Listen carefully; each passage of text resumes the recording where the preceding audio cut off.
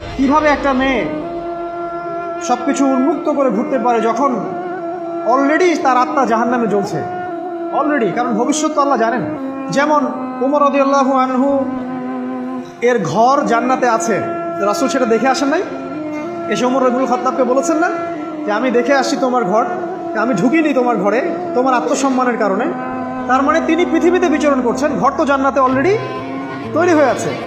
মেয়েরা দিব্যি ঘুরছে এভাবে, এবং তারা মোটেও সচেতন না তাদের ঘর হয়তো বা জাহান্নামে রেডি।